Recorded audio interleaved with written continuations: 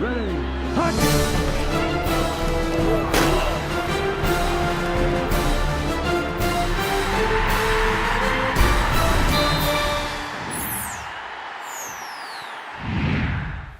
Thank you, Michael. Welcome everyone here. There's no game to review from a week ago. We did practice Tuesday, Wednesday, Thursday, had good practices, gave the players off through the weekend, and they showed back up yesterday. Really, think it really helped us. Guys had a lot of life to them, a lot of excitement coming out to practice yesterday. Leading in here to this Baylor game, going down to Baylor again this year. A team that, really obvious to us, 6-3 at the time. The big thing that's obvious to us is you look at the 3 losses, they were on the road. You look at all their wins, they're at home, they're averaging right around 50 points a game.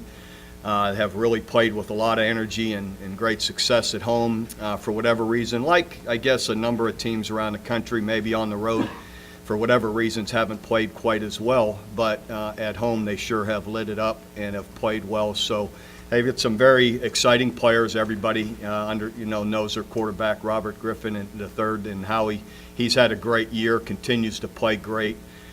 Great receiver, and Kendall Wright, and and a bunch of other good weapons. So a very good team. Art Broyles has done an awesome job down there, and continuing to develop their football team and that program. And so we recognize it as a team as a major challenge going down there on the road to challenge ourselves to have a great week of practice and to go down there and make sure that we're at our best.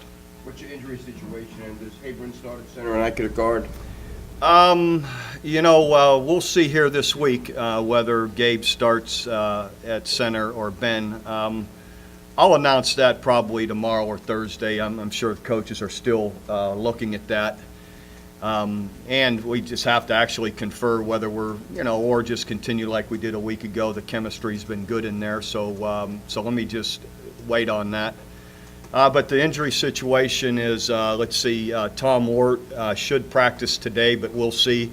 Was running and doing drills yesterday, but did not go through our teamwork, but looked closer to being ready to play. And then, of course, Ryan and Dominique, 2 big offensive presence, we'll miss those guys, but I believe everybody else is set to go. Bob, what you do on your off day, Saturday? I'll just watch games like most everybody and cooked out and fell asleep on the couch at night, like most you guys probably did. What games drew your attention? Oh, I flick through as many as I can, try and keep up with the ones that are, kind of good and competitive back and forth. Bob, you're in this league with so many great offensive teams. There used to be a time that the shutout was, considered, you had to get that to defense to have a good day or hold a team less to 100 yards. In today's time, when it's so difficult to just keep a team from putting 300 yards on the board, what's your goals defensively, or what do you still try to strive to outscore them? And at the end of the day, that may be 7-6, it may be 10-8, it may be 31-28, whatever it is. The bottom line is to win, and that is all we focus on. And playing together as a team, getting stops, creating field position, getting a turnover, creating field position. Those kind of things are, I think playing together, that's a big deal. When you can get a 3 and out, get a turnover, set your offense up with good field position, they capitalize and score, that kind of thing. So. You mentioned Baylor at home averaging about 50 points, like it's just, like a point guard averaging 8 assists or something. Like everybody's supposed to do it now or something. Well, they're very explosive in how they, of course, with the athletes they have, but, and just the type of offense they've been running. So. How has Robert progressed from when you saw him as a freshman to how he's running the offense now? Well, probably just his overall, their efficiency throwing the football has just continued to progress, and it's been excellent here this year. So that's probably the biggest part that I recognize. Chris Ray's average is down, but he's 25 out of 41 inside the 20. What does that do to Well, and that'll football bring team? your average down, but What does that do for a team to constantly pin them inside the 20? Oh, it's a big deal. We work on it hard. We work it almost every day we practice punting. You know, that's part of the period. And he's done it well of having a good feel of having a trajectory and the way his technique in doing that, he's really worked hard on. And then our guys have done a nice job going down and fielding it, you know. So it really makes a big difference pinning it. Really changes the offense's mindset and what they want to do or how careful they are with the ball. And then usually if you can stop them, it sets you up with good field position. When's Broyles having his surgery and who's returning punts?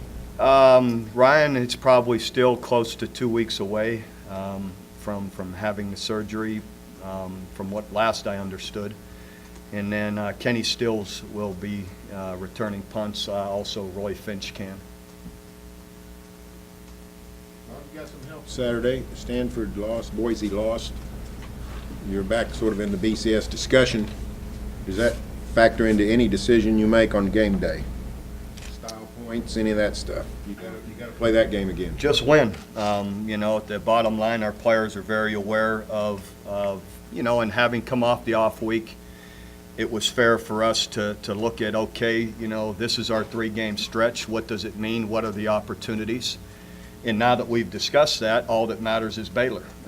You know, what can we do something about? And that's being as thorough and as good as we can possibly be to play Baylor on the road down there, and then leads us into the next week. So there's a lot that's still in front of us, but, you know, the priority and the main and only focus really after that discussion yesterday going to practice was Baylor. If you do win the next 2 games, though. Well, do you we think- haven't yet. So Well, do you think there's going to be a lot of campaigning by people? I'm not, you know, if there is, there is, and you know, so you can ask me that at the time. Do you care, or does it bother you that when your name comes up in that discussion, people tend to focus on the quality of your loss versus the rest of your body of work? You know what? Everybody has their own opinion, and let's face it, everybody has their own opinion, agenda, whatever it may be. You know, sometimes it's, well, look who's hot at the time, or, you know, but someone else, oh, but they lost to this team. You know, at the end of the day, everybody has a different take on it, and fair to say a reason why they have the take. You can look at everything, you know, you could turn anyone that has a loss, you could turn it around any way you want it and make it look the way you want to write your story or make your comment. Do you wait for your moment to make your case? I don't think we have to. I don't, you know, we'll see. I wasn't much on lobbying the last time we were in that situation. It worked out pretty good.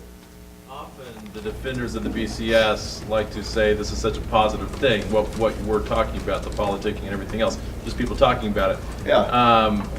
As a coach. It's not a positive Okay, thing. That's fair to say, and I didn't like it the last time at all. We had to go through it. It puts us in a bad position. That is the downside, I guess, for us. Just what you're saying. It's great for everyone writing, talking about it and all, and for advertising for college football, all of that. But as far as the ones who have to partake in it, it's probably not the best thing. But like I said, you can ask for quality wins, and that matters more than whoever's lost. Or someone doesn't have very good quality wins, and the one they lost to was a good team. So, you know, you could write your story any way you want. Do you have a vote this year, is that correct? Yes. Do you vote the way it is now, body of work? What are your criteria you use when you vote? What people have done to this point, and I, you know, my feeling is strength of schedule matters the most, in how I look at it. Spend more time on it later in the year. I do the best I can to, you know, to follow the games and where were they, who, you know, scores, and the best, you know, best I'm able to. But I think I've always tried to do a good job of. So I can't say I'm doing a better job now than I tried to do earlier. I tried to always pay attention. Punted last year at Missouri, facing a 4th down in deep territory, and explained it as we didn't want to give up another touchdown, get beat by too much because voters look at those things. You're always aware of that, aren't you? Obviously, that when I thought it was, in hindsight, it was probably fair, Yeah. the way it worked out. But moving forward then, to follow up on Barry's original question, do you go into this game knowing, okay, if this situation presents itself, I have to think about this? Go into this game just doing what we got to do to win. And you react as the situations unfold? Always. What's the running back situation? Finn's probably still get the bulk of carries, the other guys chip in more this week? Yeah, we'll see. Again, I think it's always fair to say how somebody's playing, how hot or cold somebody is, and taking care of the football. But those other guys will need to play some too. Ryan lined up a lot in the slot. With him out, does Kenny line up there some, or? We'll probably, and why tip our hand? We'll have a number of guys in there. So, You like all these 7 o'clock games? they're beautiful. So,